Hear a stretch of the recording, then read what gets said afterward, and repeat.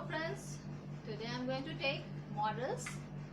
Modals in English language are the words which express your moods, your wishes or desires. So here I am going to take the topic. First of all, I will take the definition. I will be telling you what are modals. So modals are the words which are helping verbs such as can, must, may, might, will, would or should, and these modals are used along with the helping words. So a main verb is there. So after any modal verb there is always a main verb in the sentence. Next, they are used to express some ability, obligation, possibility, to seek permission, to make request and to give and take offers. So modals basically are the words which tells our moods, जिसमें हम अपने मन की बात को express करते हैं. तो मॉडल के through we can understand the mood of a person. Mood हम समझते हैं या फिर विश या डिजायर उस पर्सन की एक्सप्रेस होती है.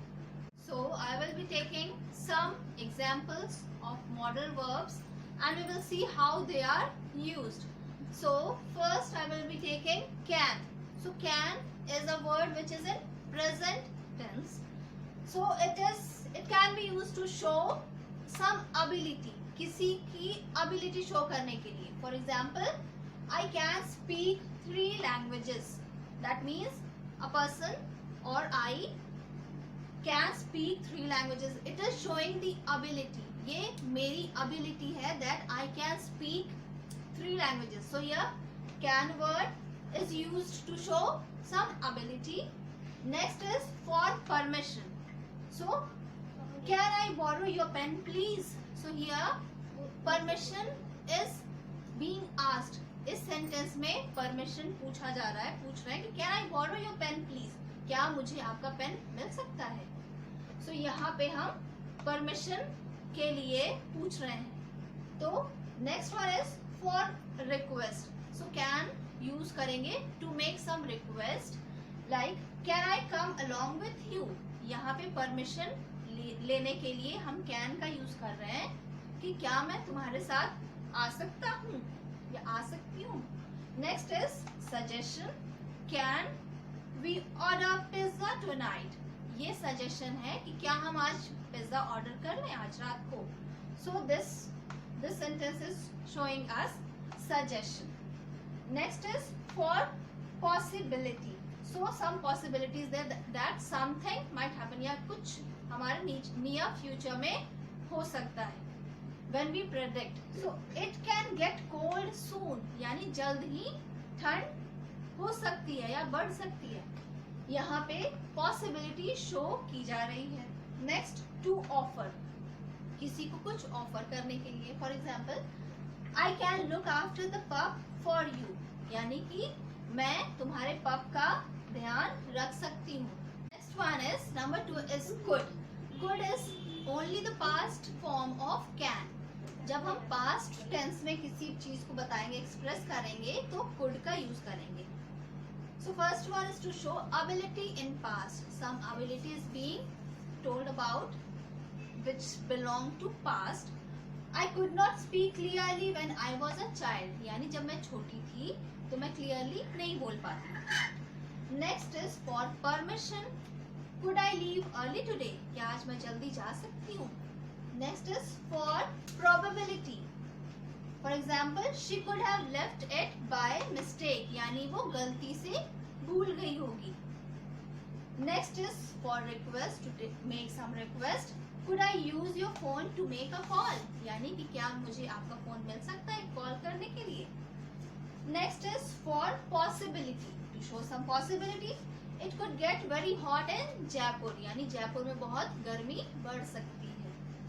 To make some offer, I could lend my scooter for a day, यानी कि एक दिन के लिए मैं अपना स्कूटर दे सकती हूँ. Next one is may. So may modal verb है नेक्स्ट हमारा। एक चीज जो मैं अभी तक मिस आउट कर रही थी, that is modal verbs are being used with the main verb. और मेन वर्ब हमेशा अपने बेस फॉर्म में रहेगा। जब भी हम मॉडल वर्ब यूज करेंगे then the main verb will be used in its base form. अभी हम देखेंगे एग्जांपल्स में। May word is used to seek और grant permission which is used in formal terms. Formal terms का मतलब जब हम ऑफिस में हो या फिर स्कूल या फिर किसी अननोन पर्सन से बात करेंगे, then may word is used to show formality, जिससे हम फॉर्मल टर्म्स में बात करेंगे। Example is may I come in, yes you may. So answer is also given in the formal tone. Formal tone में ही आंसर भी देंगे उस टर्म्स में। Next is for possibility. So it may rain today. यहाँ example में आप देखेंगे इट मे रेन टुडे यानी आज बारिश हो सकती है। So may word is modal and main verb which is it may rain. Rain is the main verb and it is used in its base form. Next देखेंगे हम to express wishes and blessings. Wishes या blessings express करने के लिए, देने के लिए या लेने के लिए भी may word का use करते हैं। For example, may you live longer. Here may is our model and live is main verb. Live word आप देख सकते हैं कि it is used in its base form.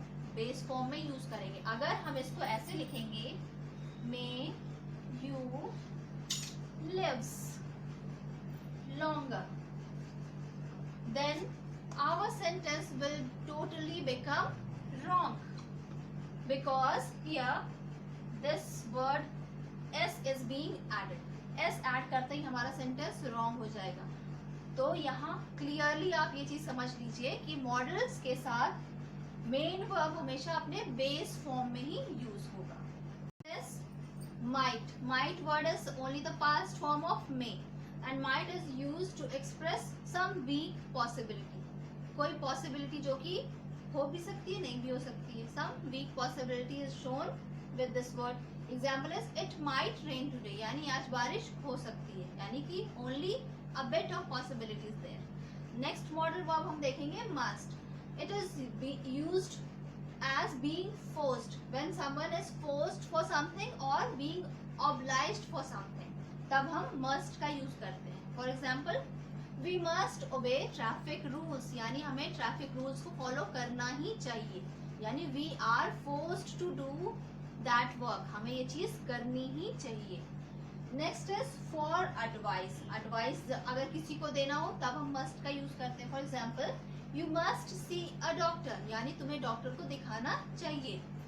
Next is for surety. When we are sure about something then must is used. For example it is dark, it must be very late यानी कि dark हो चुका है यानी कि अंधेरा हो चुका है। So it must be very late यानी कि अब बहुत लेट हो रहा है। Next is should. Should is used for some polite request or suggestion. Should हम use करते हैं कुछ request करने के लिए या फिर to give some suggestion. For example, you should board the bus carefully. यानी बस पे carefully चढ़ना। Should I call a doctor? क्या मैं डॉक्टर को बुला दूं? Next one is shall. Shall is used to offer something. जब हम किसी को कुछ help offer करते हैं। For example, shall I help you carry the bag? यानी shall का यूज तो हम फ्यूचर के लिए करते हैं। This you are knowing. Shall I help you carry the bag? यानी कि क्या मैं तुम्हारी हेल्प कर दूं बैग कैरी करने में। Would. Would is used to make some polite request. For example, would you help me carry this bag? यानी कि तुम मेरी हेल्प करोगे इस बैग को कैरी करने में। Next is for past habits. Would is used to show some past habits. For example, Tanu would play for long hours with her dolls. यानी तनु बहुत देर तक अपने डॉल्स के साथ खेलती रहती थी। Next one is will. Will is used for some future actions. For polite request. Example is, will you help me with my homework? तुम मेरी हेल्प करोगे मेरे होमवर्क में। For predications. Example is, it will rain on Friday. Like Friday को rain बारिश हो सकती है. For spontaneous decision, when some decision is being made. For example, I will help you carry the bag. यानी मैं तुम्हारी help करूंगी bag को कैरी करने में. Next is to show some habits. Like example is Sajan will always be late. यानी साजन हमेशा की तरह लेट ही होगा. Model is ought to. Ought to is used to give some advice. For example, you ought to ride your bike carefully. यानी आपको आपकी bike carefully ride करनी चाहिए. Next is for obligation. यानी when you are forced, when you are implied to do something. Example, we ought to save our rivers. यानी हमें अपने rivers को सेव करना चाहिए. So 10 models I have taken, 10 model verbs. अब मैं point out करूंगी मिस्टेक्स को केवल रिमाइंड करने के लिए, which I have already took in the session. I can speak 3 languages. Here the mistake is in this word speaks. So I told you what I told you. Can is a modal word. Modal word के साथ main verb will be used in its base form. यानी speaks नहीं लिखेंगे. Correct sentence will be I can speak 3 languages. Okay. Next mistake is It might to rain today. Ought to हमारा एक exception है. हम इनफाइनेटिव to word नहीं use करते. यानी हमारे ये सेंटेंस में क्या मिस्टेक है? टू. हमारा करेक्ट सेंटेंस क्या बनेगा? It might rain today. यानी टू का भी यूज हमें नहीं करना होता. किसी भी मॉडल वर्ड के बाद टू का यूज नहीं करते. ought टू का यूज करेंगे, ought के साथ टू का यूज करेंगे. And one more word is have to. Have के साथ to का यूज करेंगे. So only these two are exceptions जहाँ मॉडल वर्ड के साथ to का यूज होता है. बाकी किसी भी मॉडल वर्ड के साथ हम to का यूज नहीं करेंगे. Then our sentence will become incorrect. So these two things you need to remember. ought to रहेगा और have के साथ to रहेगा. Okay. have to का एग्जाम्पल हम देख लेंगे. You have to do your work before